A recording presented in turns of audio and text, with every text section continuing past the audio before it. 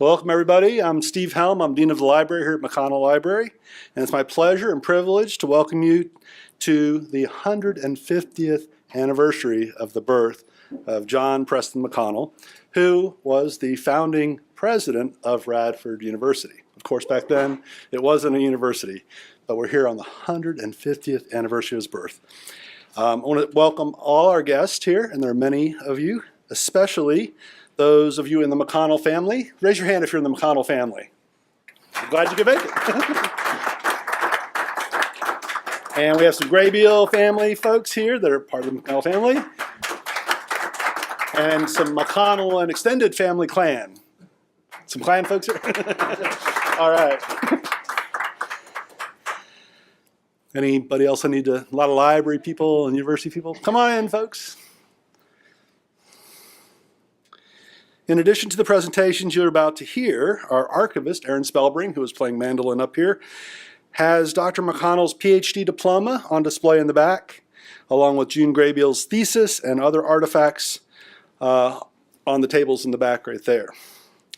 Photographic collages of the McConnell family are along this other wall over here, and they're displays in the reading room and bird room toward the front of the library. Included in that presentation in the front of the library is a loop of the 1994 video of the new building dedication featuring the McConnell family and McConnell genealogical presentation. So back when this part of the building was dedicated in '94, we have a video of that. And a lot of you folks were there, right?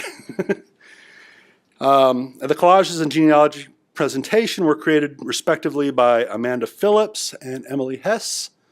Thank you. They're back there somewhere. Thank you, Amanda and Emily. And Robin Hardy, too. Sorry, Robin. There were many, many contributors working to put this day together. It takes a village to put McConnell Day together. It was spearheaded by McConnell Library's planning committee, chaired by Kay Johnson. Where's Kay? Thank you, Kay. In your program, there's a list of all the other people that were on that committee. I'm not going to read all of them, but thank you all for all your hard work putting this together. Our first speaker is Mr. David Horton, and he will introduce our first, well, he's the introducer. Introducer, is that a word? He will introduce our first speaker. David is the Communications and Outreach Officer for the College of Science and Technology at Radford University. That's the building right behind the library here. And they recently added a science center and just opened a month ago. David has a lengthy association with Radford University as a student, then as a staff person with Alumni Association and other positions, and he is highly passionate and knowledgeable about the university. Please welcome David Horton.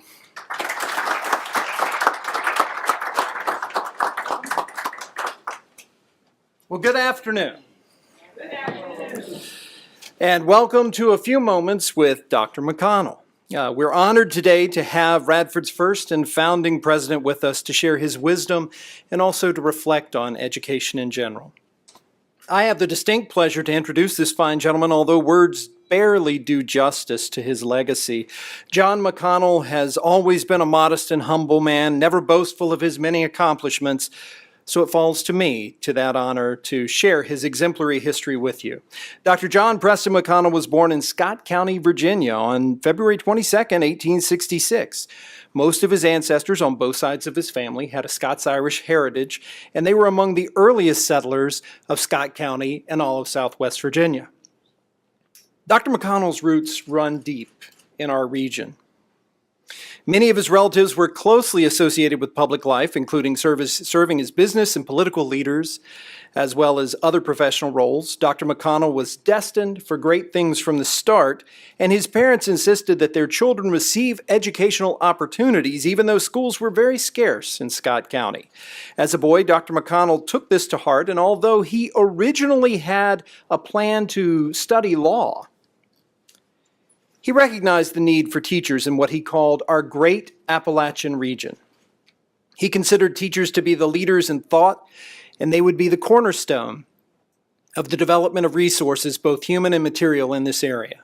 Dr. McConnell's education at Milligan College will be discussed at length later in our program. Those years were followed by his matriculation to the University of Virginia, where he received his PhD. And then in 1911, he was appointed as the first president of the State Normal and Industrial School for Women at East Radford, Virginia, of course, today Radford University. He retired in November 1937. In addition to his duties as president, Dr. McConnell was involved in a variety of civic, commercial, philanthropic, and religious activities, including being president of the Cooperative Education Association of Virginia, Southwest Virginia Incorporated, which was a regional chamber of commerce, and the First and Merchants National Bank. He was an active member in several Virginia governmental concerns, as well as the State and National Anti-Saloon League, the State and National Chamber of Commerce, the Virginia Bankers Association, the Christian Church, which is today Unity Christian Church, located right across from the university. And Dr. McConnell's theory was that those who attempt to assist in the leading of citizens of Virginia in the larger fields of self-realization and development must have a wide range of connections and experiences to enable them to fully appreciate the problems, interests, and concerns of those who they are trying to serve. Ladies and gentlemen, please welcome Dr. John Preston McConnell.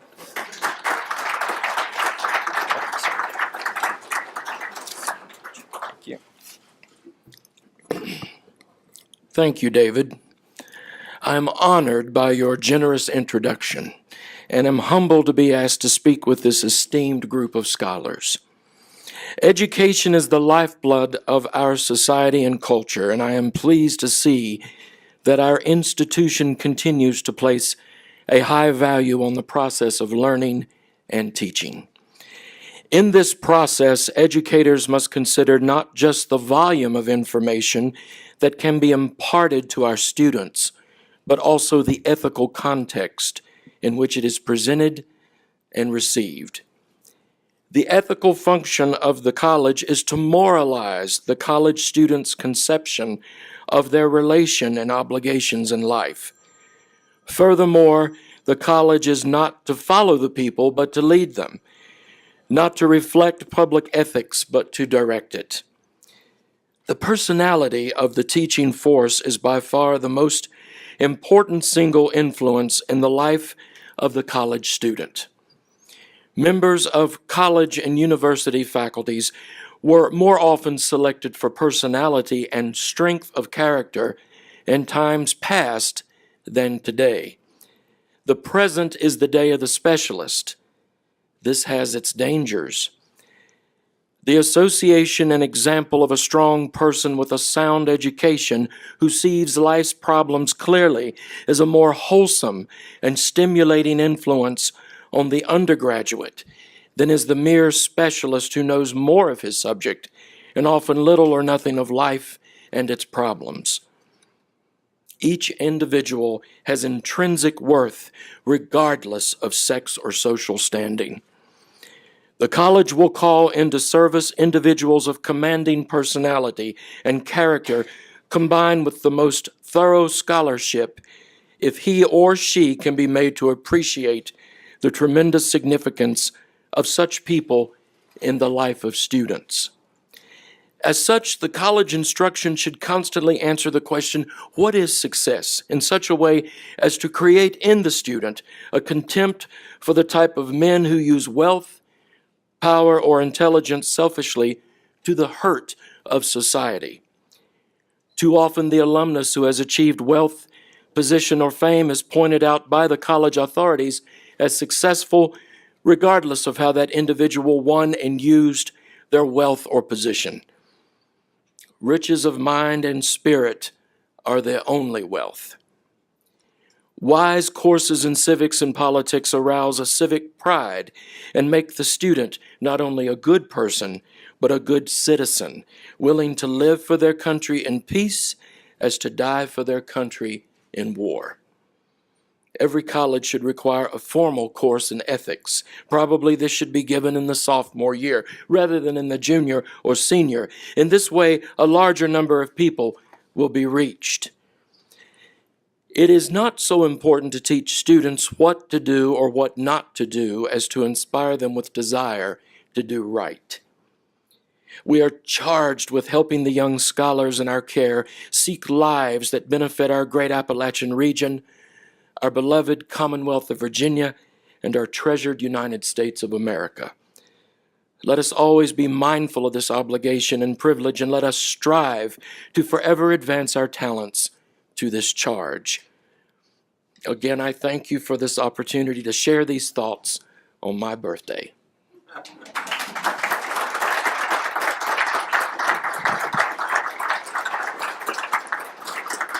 Thank you so much, Dr. McConnell. Your words certainly inspire us, and your words of wisdom are certainly those that we can use today, as well as many, many years ago when you first delivered those words. Would you be so kind as to answer a few additional questions about the university life today and some of your thoughts on that? Well, I will certainly do my best to provide whatever insight I might possess on these subjects, but it is clear that people in your time certainly have an advantage over my experience, so I don't know. Well, thank you, sir. I think you'll find some universal themes in some of the subjects that we're going to discuss today. During the 2014-15 academic year, we opened a new facility dedicated to student recreation and wellness. And of course, you many times discussed viewing the student holistically. What are your thoughts regarding recreation?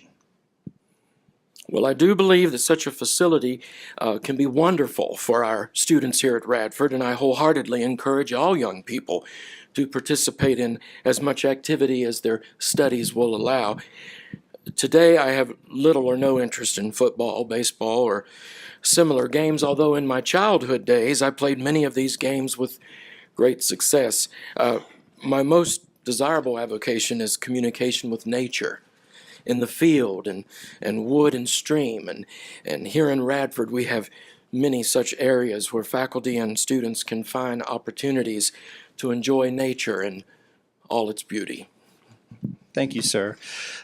We also just recently opened a brand new Center for the Sciences. Dean Helm mentioned that it is actually right across from the library here.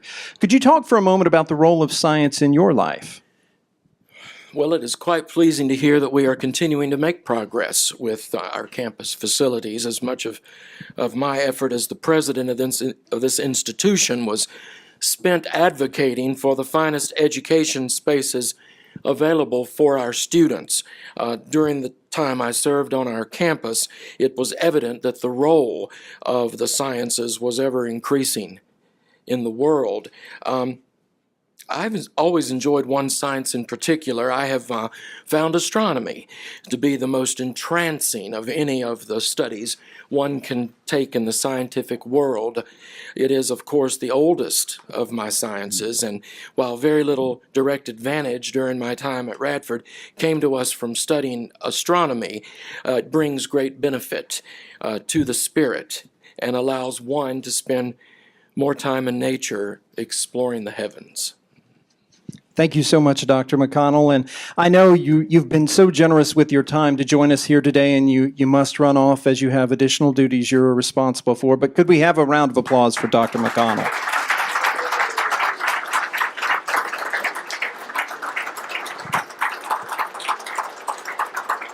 And I would like to point out that Dr. McConnell's words, the things that he shared with us today, are directly from speeches that he gave over the course of his life, and you can view many of these thoughts on the Radford University archives. Thank you all very much.